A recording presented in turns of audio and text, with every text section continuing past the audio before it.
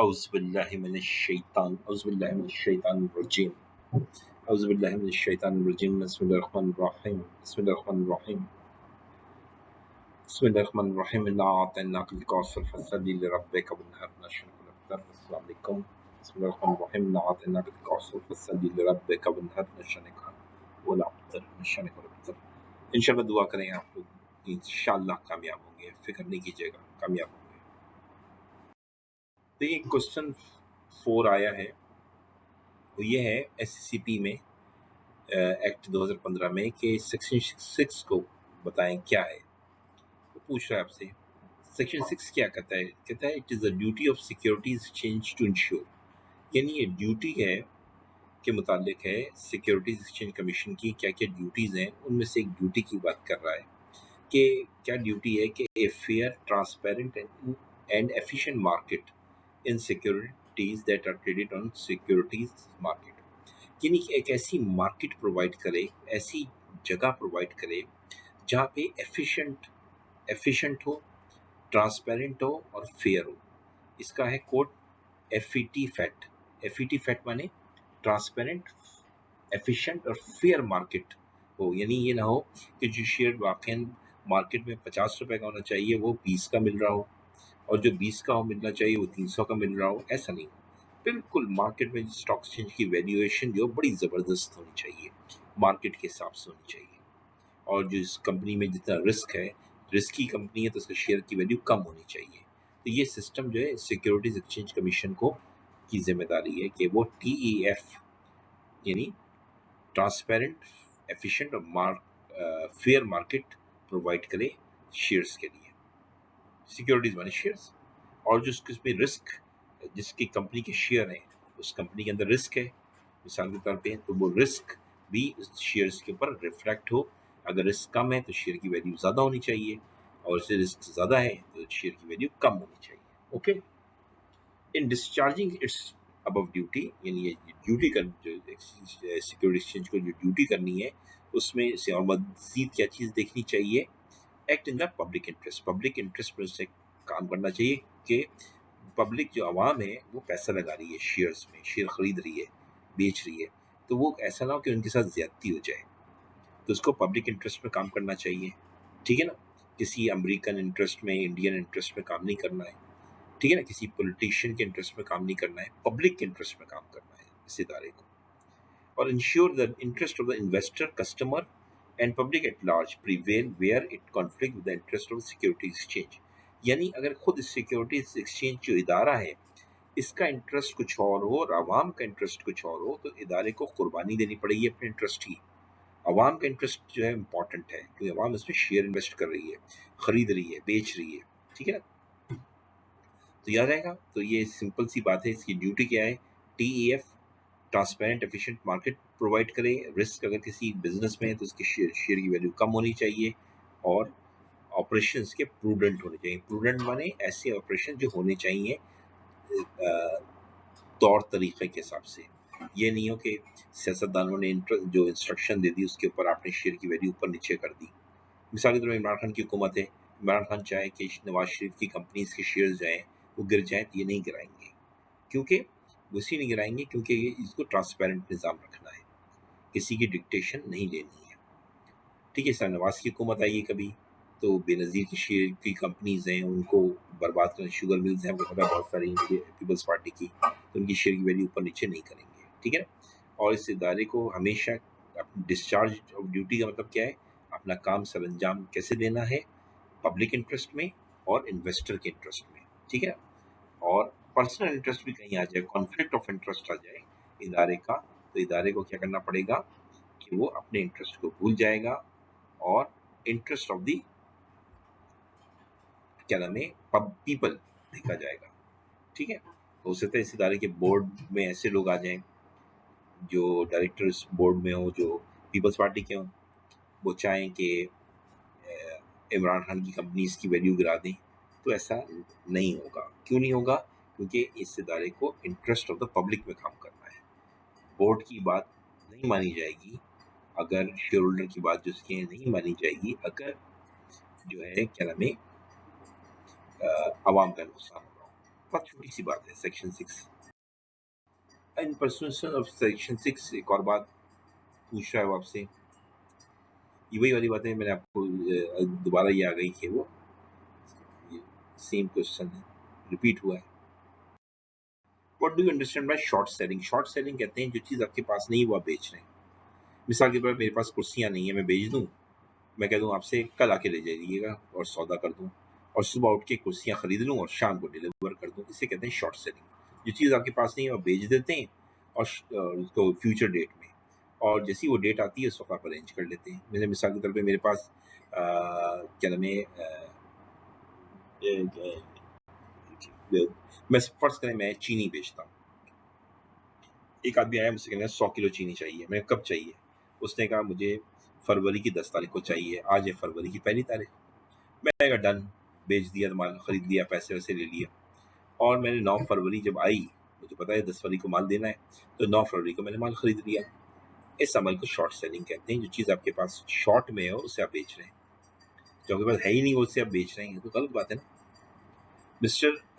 तो ये short selling का मतलब समझ में आ गया। आंसर लिखा है, person shall not sell any listed यानी कोई शेयर्स जो हैं स्टॉक एक्सचेंज में जिन कंपनीज के शेयर रजिस्टर्ड हैं, जैसे पीएसओ के शेयर्स हो गए, ठीक है ना, पीएनएससी के शेयर्स हो गए, ये सारे स्टॉक एक्सचेंज पे रजिस्टर्ड हैं।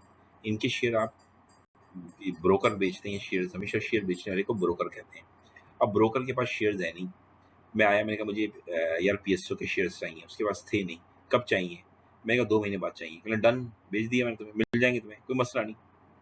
अब वो 2 महीने में ढूंढेगा कहीं से शेयर मिल जाए तो वो मुझे भेज देगा। तो ये काम ये अलाउ है, शॉर्ट नहीं है, बिल्कुल अलाउ नहीं है, शॉर्ट सेलिंग कहते हैं इसको। दूसरा केस क्या है? Mister Anayat has entered into an unconditional contract to purchase 5,000 share of a listed security but has not received its entitlement yet। Mister Anayat जो है वो एक कॉन्ट्रैक्ट कर परचेज कर लिया है, कॉन्ट्रैक्ट 5,000 शेयर्स का कर लिया है, लेकिन अभी तक उनको मालिकाना हकूक नहीं मिले हैं 5,000 शेयर्स के ऊपर। उन्होंने कर तो लिया है कॉन्ट्रैक्ट, लेकिन अभी 5,000 शेयर्स पे उनको इंटाइटलमेंट नहीं मिला है। Being a security broker and proficient in understanding securities act 2015, how would you respond to mister Nayat? अब बताएं, अब मिस्टर नायत के जो हैं वो आप क्या से मुतालिक क्या बताएंगे? Under the Securities Act 2015, the given scenario is one of the conditions where a person is treated as owning security if he has entered into an unconditional contract to purchase the securities. Even if he does not have yet title to them, he may legal instruct a securities broker to sell his securities. अब उन्होंने 5,000 shares खरीद लिए हैं unconditionally, कोई ऐसी बात condition नहीं है, विदाउट कंडीशन खरीदे हैं। मतलब इसका मतलब इनको एक शेयर्स मिल जाएंगे, कंफर्म मिल जाएंगे, कोई कंडीशन नहीं है कि तुम कटरीना कैफ से शादी करोगे तो शेयर्स मिलेंगे, ऐसी कोई कंडीशन नहीं है। तो इसका तो शेयर्स मिल जाएंगे, बस इंटाइटलमेंट अभी आने वाला है, आ जाएगा, तो ऐसे शेयर्स ये 5,000 बेच सकते हैं और इसे ये शॉर्ट सेल नहीं कराएंगे, क्योंकि ये चीज़ उनके एक तरह से उनके पास शेयर्स ऑलमोस्ट आ चुके हैं, बस थोड़ा सा टाइम रह गया है इंटाइटलमेंट का, जो प्रोसीजर है, जो फॉर्मेलिटीज़ है वो बाकी हैं। शेयर्स तो आ चुके हैं ना उनके पास, तो ये शेयर्स बेच सकते हैं। मिस्टर नायत आप शेयर बेचो, कोई मसला नहीं है, तुम्हारे काम, तुम शॉर्ट सेलिंग नहीं कर रहे हो, तुम बेच सकते हो, कोई मसला नहीं है। Classic cools limited is seeking approval for listing stock exchange. The company intends to offer its capital by way of initial public offer. Initial public offer कहते हैं आईपीओ, माने जो हम पहली दफ़ा आवाम के अपने शेयर बेच रहे होते हैं। ये लिस्टेड कंपनी शेयर बेचती है ना, पब्लिक कंपनी भी बेच सकती है, लेकिन पब्लिक कंपनी के लोग शेयर नहीं खरीदते, पब्लिक लिस्टेड के खरीदते हैं, क्योंकि वो स्टॉक एक्सचेंज पे होती है। स्टॉक एक्सचेंज पे का मतलब होता है कंपनी अच्छी है, अगर स्टॉक एक्सचेंज पे नहीं है तो कंपनी से मतलब अच्छी नहीं है, तो इसलिए लोग उसके शेयर नहीं खरीदते। मैं आपको ज़्यादा डिटेल में नहीं बताऊँगा, बस इतना समझ लीजिए तो काफ़ी है। तो ये कह रहे हैं कि the post issue paid up capital of the company is above 500 million है, 500 मिलियन है। Post issue paid up capital जो है 500 मिलियन हो जाएगा इस इशू के बाद, आईपीओ के बाद इनका कंपनी का कैपिटल कितना हो जाएगा? 500 मिलियन। आप कॉर्पोरेट एडवाइजर हैं, आईसीए में कर रहे हैं माशाल्लाह, आप बताएं कुछ, इनको मशवरा दें। What is the quantum of capital to be allocated to the general public? Public को कितना कैपिटल देना है आपने, और what is the quantum of shareholding that will be required subsequently to enhance within next 4 years of its listing? और कितना आप capital जो है वो मज़ीद 4 सालों में बढ़ाना है। अभी तो आपका 500 है। तो in the case of post issue paid up capital companies 500, इस 500 में जो एलोकेशन होगी जनरल पब्लिक को कितना देना है, ये पूछ रहा है आपसे। तो याद रखिए इसका लॉ ये है कि 125 मिलियन या 12.5%, विच एवर इज हायर। अब निकाल लीजिएगा 12.5% 500 का कितना बनता है और 125 मिलियन, दोनों में से जो भी बड़ा है 500 का। अब देखें अभी निकाल लेते 500 का 10% कितना होता है 50 मिलियन, और 2.5% और जमा कर लें तो तकरीबन ये 75 मिलियन होगा। तो इसका मतलब 125 मिलियन देना पड़ेगा। 125 बड़ा है, 12.5% छोटा है। 125 मिलियन आपको आवाम को देना पड़ेगा, और बाकी जो है आवाम को ना दें, आप आपस में जो मालिकान है, जो मौजूदा मालिकान है, वो बांट लें शेयर्स। ठीक है। अच्छा, quantum of public share holding क्या होगा? The company shall be required to subsequently enhance the quantum of the public share holding to 25%। 25% आपको आवाम की शेयर होल्डिंग बढ़ानी पड़ेगी मजीद 4 सालों में। यानी अभी जितने आवाम को शेयर्स दिए हैं, आवाम फर्ज करें जो है 100 आवाम ने शेयर्स खरीदे आपके, तो 100 का 25% क्या होता है? 25 लोगों को और अपने ऐड करना होगा। ठीक है ना? तो quantum of public share holding आपको 25% बढ़ानी होगी 4 साल के अंदर अंदर। सपोज करें तो आप ईयर में आपका ईयर है 2010 में आप खड़े में, आज 2010 है, ईयर 2010 है, तो 2014 तक आपको क्या करना है? 4 साल के अंदर 25% जो भी चीज आपके शेयर होल्डर है उनको बढ़ाना पड़ेगा। 25% 100 है, आप एक 25% उसका 100 का क्या निकलता है? 25। आपके 125 शेयर होल्डर हो जाने चाहिए। ठीक है ना? अब ये तो क्वांटम की बात हो रही थी, और कितना एलोकेशन करना है, तो 12.5% निकालें 500 का, वो कम आ रहा है। 125 मिलियन ज्यादा आ रहा है, तो 125 मिलियन आवाम को दे दें शराफत से। ठीक है, समझ में आ गया? कोई मसला नहीं है। Discuss the procedure required under section 87(2) and section 87(3). ये क्या है, ये आपसे पूछ रहा है। For public offer of securities other than government debt securities, government जो सिक्योरिटीज देती है, आपको पता है इमरान खान शेयर इशू करते हैं, सिर्फ बॉन्ड इशू करते हैं ताकि वो पैसा जनरेट कर सकें, ब्रिज बना सकें और इंडस्ट्री लगा सकें, करते हैं, हर गवर्नमेंट करती है। तो ये कह रहे हैं गवर्नमेंट की सिक्योरिटीज़ की बात नहीं कर रहे हैं, ये कह रहे हैं जो अदर देन गवर्नमेंट की बात कर रहे हैं। अदर देन गवर्नमेंट की हम जवाब भी देंगे, अदर देन गवर्नमेंट का। तो procedure required for other than government क्या है शेयर इशू करने का? सेक्शन 87 और के सब सेक्शन 2 और सेक्शन 3 में लिखा हुआ है ये प्रोसीजर।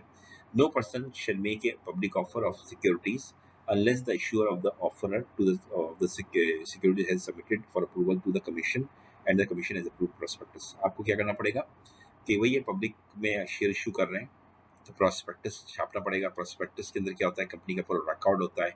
अगर नई कंपनी है तो रिकॉर्ड नहीं होगा, ज़्यादा सिर्फ मेमोरेंडम आर्टिकल होगा, डायरेक्टर्स के नाम होंगे, ऑडिटर के नाम होंगे, सीएफओ का नाम होगा, कंपनी का प्लान होगा, फिजिबिलिटी होगी। और अगर पुरानी कंपनी है, शेयर अब इशू कर रही है, ऐसा भी होता है कंपनी पब्लिक बन जाती है लेकिन शेयर वो बाद में इशू करती है 8-10 साल के बाद, तो फिर 5 साल का रिकॉर्ड अपने फाइनेंशियल स्टेटमेंट दिखाने पड़ेंगे। आपने जो डिविडेंड दिया है अपने शेयर होल्डर्स को वो भी बताना पड़ेगा, पूरी हिस्ट्री कंपनी की बतानी पड़ेगी। ठीक है ना? अक्सर लोग पब्लिक कंपनी बना लेते हैं और खुद चलाते हैं, और जब ज़रूरत पड़ती है 2-3 साल 4 साल के बाद तो फिर शेयर इशू करते हैं। ठीक है, तो ये उस केस में। और अगर नई कंपनी ने शेयर इशू किए हैं, ना तो डिविडेंड का रिकॉर्ड होगा, ना profit and loss balance sheet तो नहीं होगा फिर।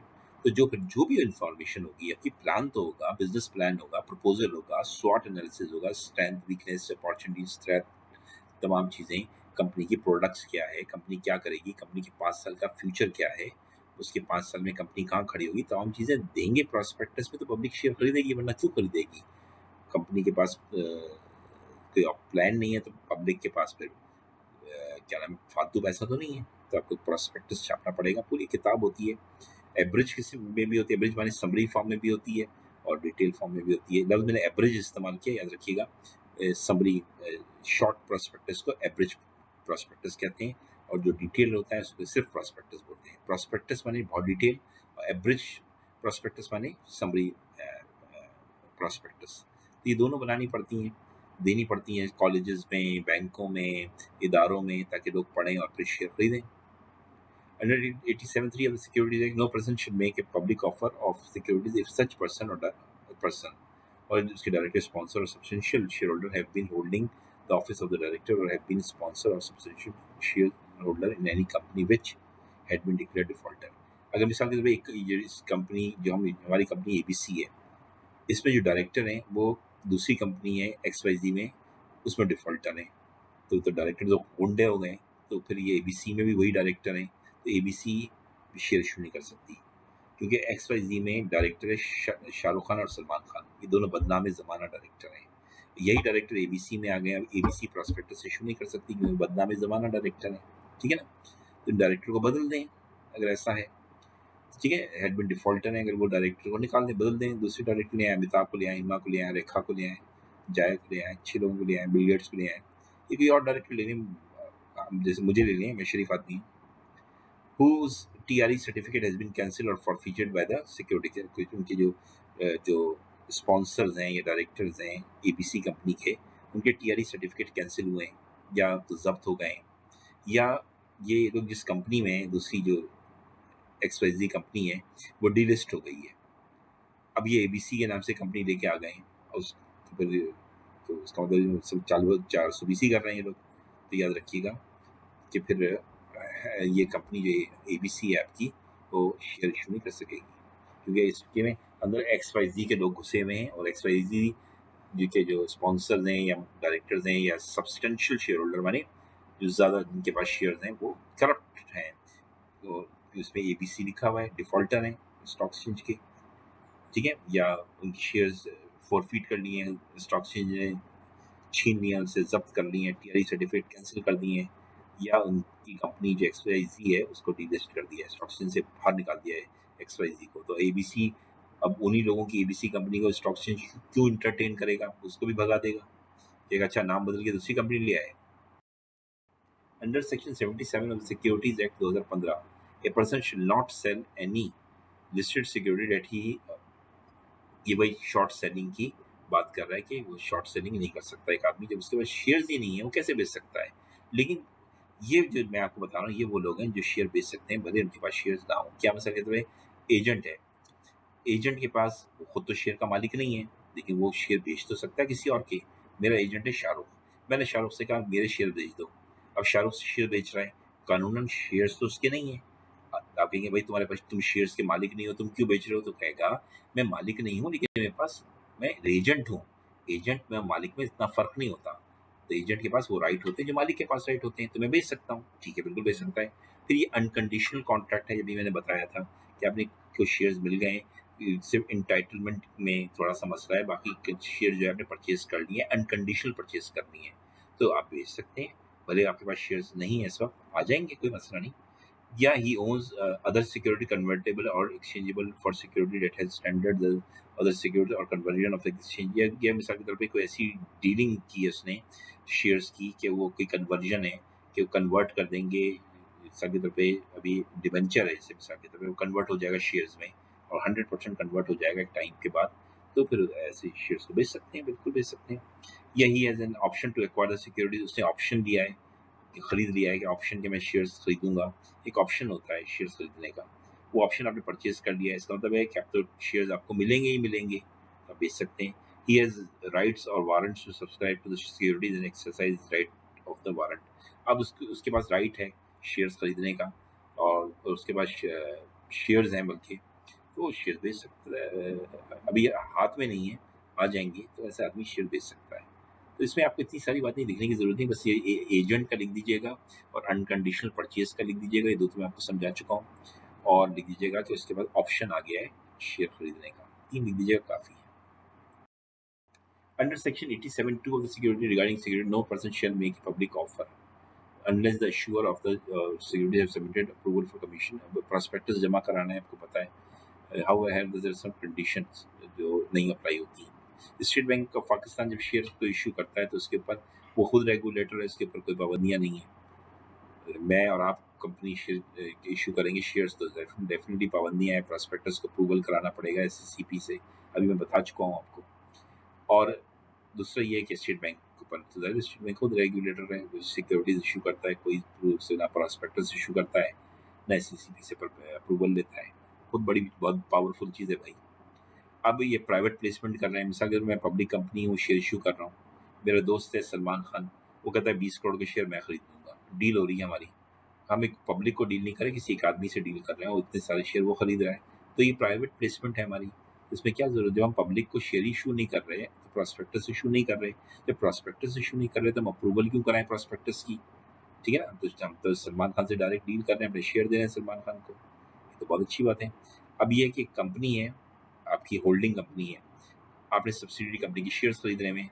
अब सब्सिडरी कंपनी डिविडेंड देती है, डिविडेंड के देने के लिए उसके पास पैसे नहीं है, सब्सिडरी कंपनी आपको शेयर्स दे देती है, अपने बोनस शेयर समझें, तो इसमें भी सब्सिडरी कंपनी को प्रॉस्पेक्टस इशू करने की ज़रूरत नहीं है। ठीक है, हालांकि वो शेयर इशू कर रही है, नए शेयर इशू कर रही है, लेकिन उसको प्रॉस्पेक्टस इशू नहीं करने की ज़रूरत है, क्योंकि वो जनरल पब्लिक को थोड़ी दे रही है, अपनी होल्डिंग कंपनी को दे रही है shares. Where the securities are offered by the issuer to किसको, मेंबर ऑफ अपने यानी अगर एक कंपनी अपने ही मेंबर्स को, अपने मालिकों को ही शेयर इशू कर रही है, या नौकरों को इशू कर रही है, या मेंबर्स की फैमिली को इशू कर रही है, तो जाहिर बात है पब्लिक को तो नहीं कर रही, तो प्रोस्पेक्टस क्यों अप्रूवल करवाएंगे? आप पागल हो गए क्या? Whether security share offered, bonus share issue कर रही है कंपनी, कंपनी आपने पढ़ा होगा स्टॉक डिविडेंड, कंपनी शेयर दे रही है पैसे की जगह, इसमें भी आपको जरूरत नहीं है, प्रोस्पेक्टस तो है ही नहीं ना इसमें, जो प्रोस्पेक्टस नहीं तो अप्रूवल क्यों कराएंगे कमीशन से? पागल हो गए क्या? Mrs. Power Solution Limited is in the process of offering shares to public. The prospectus has been approved, SSCP ने अप्रूव कर दिया prospectus, माशाल्लाह, मुबारक हो मुबारक हो। The company has published approved prospect, newspaper में पब्लिश हो गया prospectus, अखबार में छपता है, याद रखिएगा, हमेशा हमेशा छपता है, एब्रिज फॉर्म में छपता है, कंप्लीट फॉर्म में नहीं छप सकता, तो क्यों, मतलब पूरा अखबार ही इतना बड़ा हो जाएगा, मतलब इतना मोटा अखबार छापेंगे तो करोड़ों रुपए तो अखबार की प्रिंट पे आ जाएगी कॉस्ट, एवरेज फॉर्म में होगा।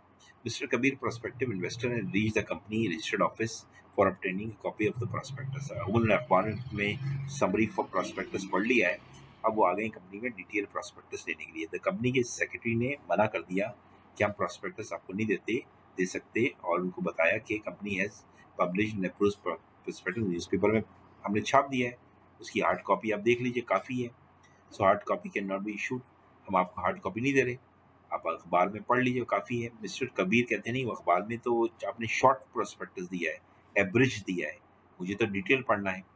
Under the scenario whether claim mister Kabir जो है बताएं, ये बताना है कि वैलिड है या नहीं है, या कबीर खामखा बदमाशी कर रहा है। You are required to explain briefly actual requirement as describe. Section 5 और 6 क्या कहता है? सेक्शन 5 और 6 88 का, सेक्शन 88 का 5 और 6 दोनों सब सेक्शन है, 5 भी सब सेक्शन है और 6 भी सब सेक्शन है 88 का, वो क्या, वो बताइए। तो कह रहे हैं मिस्टर कबीर का क्लेम वैलिड है, बिल्कुल सही है, क्योंकि वो अखबार में जो प्रोस्पेक्टस छपा है वो तो एब्रिज्ड है, वो तो शॉर्ट फॉर्म में, इसमें तो ज़्यादा डिटेल होगी नहीं, और कबीर जो है वो इन्वेस्टमेंट करना चाह रहे हैं तो उसका हक है वो डिटेल देखें। The right of the section 88 of securities the issuer of the offer, as the case may be, shall make available sufficient number of copies of prospectus approved by the SCCP free of charge from the date of its publication, the newspaper till the closing of subscription as under। वो आपको क्या करेगी, देगी, उसको अपने registered office में रखने चाहिए, जो आए वो ले ले, उसको स्टॉक एक्सचेंज में रखने चाहिए ताकि लोग स्टॉक एक्सचेंज से ले लें, बैंकों में रखें। देखिए, आप ये सब चीज़ें जब लोगों के पास रखवाएंगे तो लोग, आप अपनी वेबसाइट पे अपलोड करेंगे, तो लोग इसको प्रोस्पेक्टस को पढ़ेंगे, शेयर खरीदेंगे, आपकी कंपनी में पैसे आएंगे। सिर्फ अखबार में तो शॉर्ट प्रोस्पेक्टस से तो काम नहीं चलेगा ना, आपको पूरा प्रोस्पेक्टस से एडमिशन लेते हैं कॉलेज में तो क्या देते हैं, प्रोस्पेक्टस पढ़ते हैं पूरा।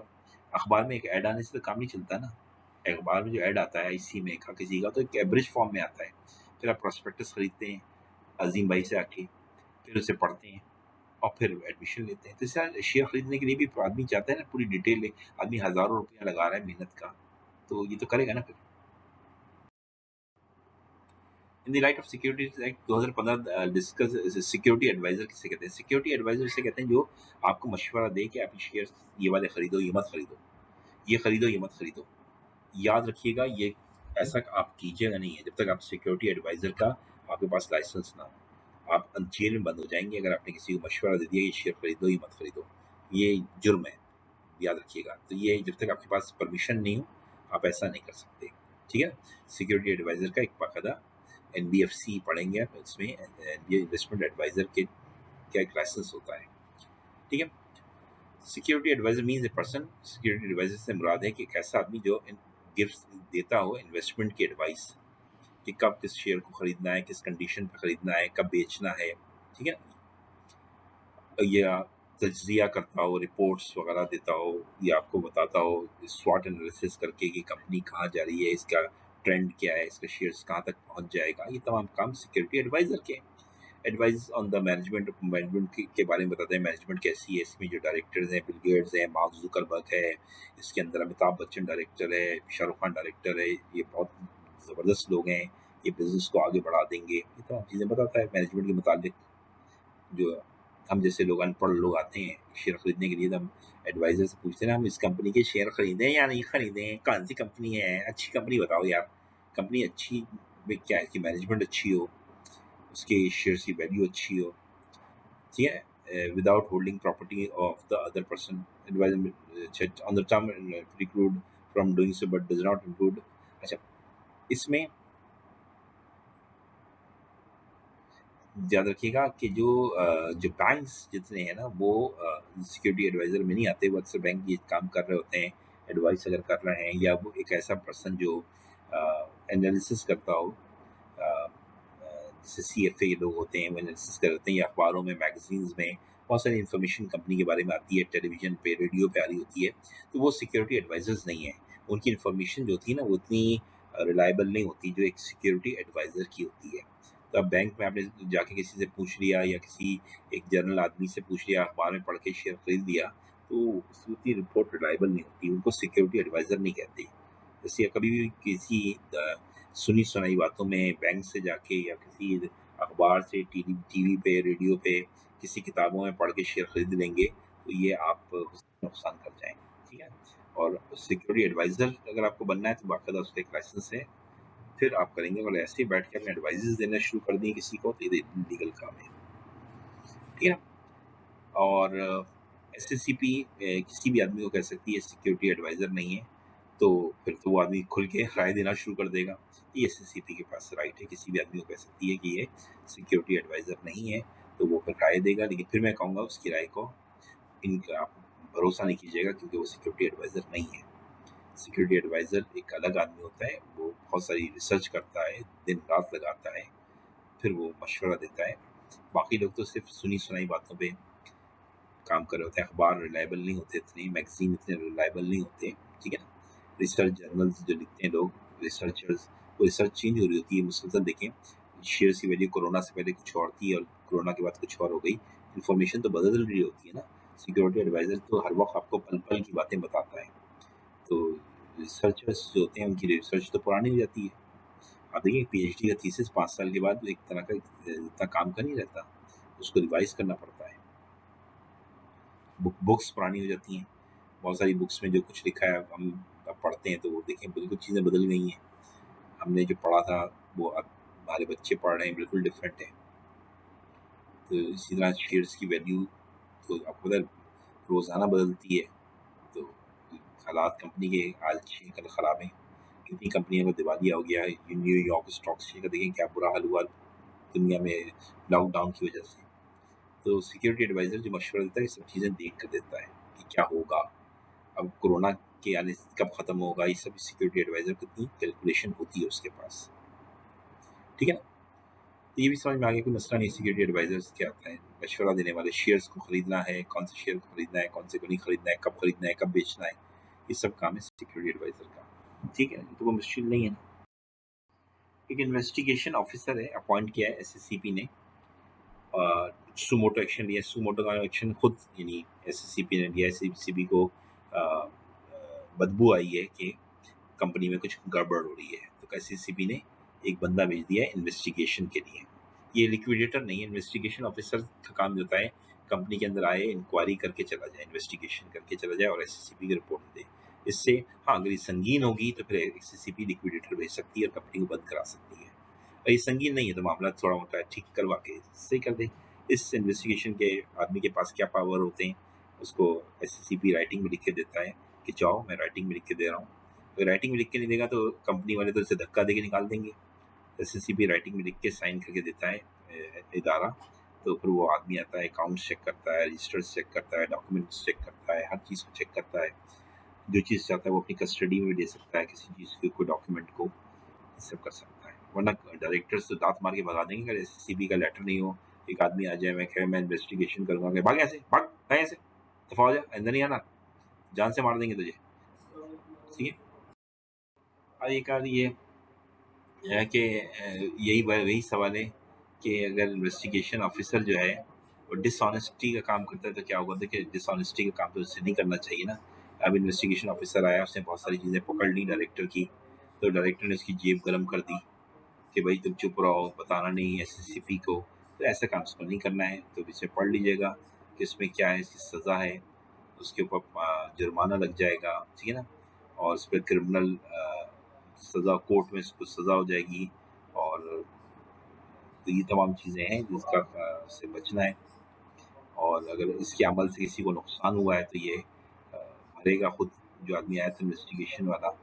ठीक है ना। तो ये पढ़ लेते हैं। If an inquiry conducted in according with the rules it is found that exercise by an investigation officer his power was excessive.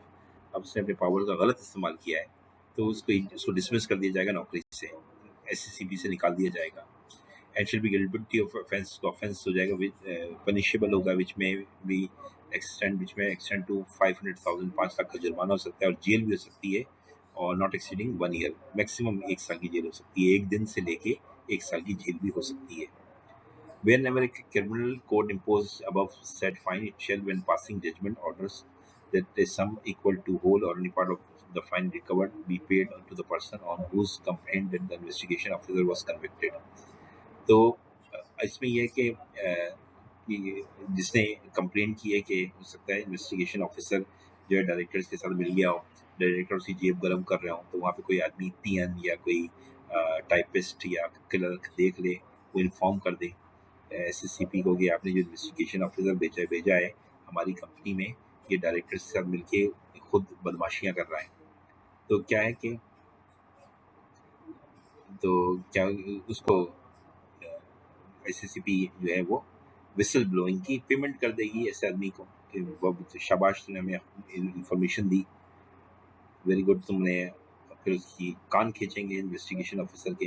Any sum paid as stated above shall be without prejudice to right of the aggrieved person to avail any other remedies available to him under the law, but at the same time awarding compensation in any subsequent proceeding relating to the same matter. The court shall take into account any sum recovered from the convict and paid to the aggrieved person. ठीक है। whenever a criminal court imposes above said fine, it shall, when passing an order, that is sum equal to the whole or any part of the fine recovered be paid to the person on whose complaint, जिसने complaint की है उसको कुछ मिलेगा। ये इसलिए रखा है कि कंपनी के अंदर जो लोग काम कर रहे हों वो एससीबी की को मुखबरी कर दें, और ताकि डायरेक्टर और इन्वेस्टिगेशन ऑफिसर मिल के बदमाशी ना करें। ठीक है ना, ये बात है इसमें। Any sum paid as stated above shall be without prejudice to the right of the aggrieved person to avail any other remedies available to him under the law, but at the time of providing compensation any subsequent proceeding relating to the same matter, the court shall take into account any sum recovered from the convict and paid to the aggrieved person। ठीक है। और जो भी convict है उससे वो amount recover करेगी, जो एग्रीव पर्सन है उसको मिल जाएगा। ठीक है। मिसाल के तौर इन्वेस्टिगेशन में ये थी कि इसमें एग्रीव पर्सन कौन हो सकता है। मिसाल के भाई कंपनी में इन्वेस्टिगेशन के लिए आदमी इसलिए आया कि कंपनी ने लोन लिया हुआ है हैवी बैंक से, हैवी बैंक को पेमेंट नहीं करी, हैवी बैंक ने शिकायत कर दी सीसीपी से। तो हैवी बैंक क्या है, एग्रीव पार्टी है, कंपनी की क्या है वो बदमाश है। तो अब क्या होगा कि इन्वेस्टिगेशन क्या दिया ऑफिसर भेजा, वो भी मिल गया कंपनी से। तो वहाँ एक टाइपिस्ट था, उसने एससीपी को बता दिया सब, तो इस टाइपिस्ट को कुछ पैसे मिल जाएंगे, टाइपिस्ट का काम खत्म। और अब हबी बैंक का काम शुरू किया। हबी बैंक को जो नुकसान हुआ है इन्वेस्टिगेशन ने जो झूठी रिपोर्ट बनाई है, तो हबी बैंक को उसका तलाफी होगी। ठीक है ना। और कंपनी पे करेगी, और जो भी जिम्मेदार है कॉन्विक्ट हैं। डिफाइंड टर्म शॉर्ट सेलिंग, आपको पता लगे शॉर्ट सेलिंग क्या होती है, मैं आपको समझा चुका हूँ। दानिश टेक्सटाइल स्टॉक एक्सचेंज है, is a subsidiary Hadiya spinning limited की। इसकी सब्सिडरी दानिश की बच्चा है कंपनी है, दानिश के बच्चे का नाम है हादिया स्पिनिंग, ठीक है। उसे एक प्रोस्पेक्टस शुरू किया है। हाउएवर द सब्सक्रिप्शन डेट जो है वो companies director have been arrested by the national accounting bureau.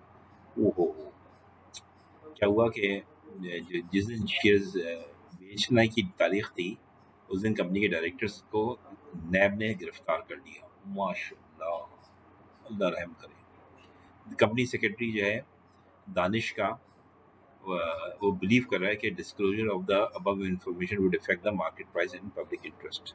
वो कहता है अगर ये बात हमने बता दी तो लोग शेयर नहीं खरीदेंगे और शेयर की वैल्यू गिर जाएगी, यकीनन गिरेगी। कि डायरेक्टर्स को नैब पकड़ के ले गई। योर एडवाइस, आपकी एडवाइस चाहिए कि जो प्राइस में तो ये चेंज आया, इसे कहते हैं sensitive information, price sensitive information, PSI। ये सेक्शन 96 क्या कहता है इसके मुताबिक कि प्राइस में अगर चेंज आए, डायरेक्टर अरेस्ट हो जाए, या कंपनी का PIA का जहाज गिर गया था, उसकी उसी दौरान अगर PIA शेयर इशू कर रही हो तो शेयर की वैल्यू गिरेगी। कोई भी हादसा हो जाए, फिर बिल्डिंग जल जाए, ठीक है, कोई धमाका हो जाए, तो इसका डायरेक्टर अरेस्ट हो गया, इससे तो शेयर की वैल्यू गिरती है ना, क्योंकि नुकसान हुआ कंपनी को। तो सेक्शन 96 क्या कहता है, वो आपसे पूछ रहा है, बता दीजिए सेक्शन 96 क्या कहता है। सेक्शन 96 कहता है कंपनी को डिस्क्लोज करना पड़ेगा ये बात, क्योंकि अगर ये बात डिस्क्लोज नहीं की तो बाद में तो ये 2-3-4 दिन के बाद पता लग जाएगी। इससे ये हो जाएगा कि शेयर की वैल्यू गिरेगी, और इससे लोगों को ने जो शेयर 10 रुपए का खरीदा होगा वो 8 रुपए का हो जाएगा। ये तो बहुत ही गलत बात है। तो ये आपको प्राइस को डिस्क्लोज करना पड़ेगा, लाजमी डिस्क्लोज करना पड़ेगा, जिससे शेयर की जो प्राइस में चेंज आता है किसी वाक़े से, तो आपको वो कराती है सेंसिटिव इन्फॉर्मेशन। वो सेंसिटिव इन्फॉर्मेशन को फिर आप दें, अखबार में दें, कंपनी की वेबसाइट पे लगाएं, क्योंकि ताकि किसी को नुकसान ना हो ना। कोई शेयर खरीद लेगा, फिर बाद में वो उसके शेयर की वैल्यू गिर जाएगी। एक साथ में हमारे 200 शेयर खरीद ले आए कंपनी के, 20-25 करोड़ के शेयर खरीद लिया हमने, 25 करोड़ के। वो कंपनी की बाद में कुछ पता लगा कि इस कंपनी के अंदर जो है वो कोई स्टॉक वगैरह जल गया था उसका बहुत, तो 25 करोड़ के शेयर जो थे उनके 3 करोड़ के शेयर हो गए थे। बेचारे बहुत रोए पीटे, क्या करें। पहले ये लॉ नहीं था, अभी लॉ बन गए हैं, तो ज़रा 2015 में लॉ बने, तो अब ज़रा ये सख्ती कर दी है कि आपको बताना पड़ेगा, ताकि लोग शेयर खरीद ना लें। महीनों महीनों इन्फॉर्मेशन छुपा के रखते थे, फिर इन्फॉर्मेशन खुलती थी, सामने आती थी, तो लोग बड़े उससे मसला होता था। तो ये सब चीज़ें अब ज़रा सख्ती कर दी है, याद रखिएगा। तो ये सेक्शन 96 यही कहता है, और कुछ भी नहीं है, बच्चों वाली बात है।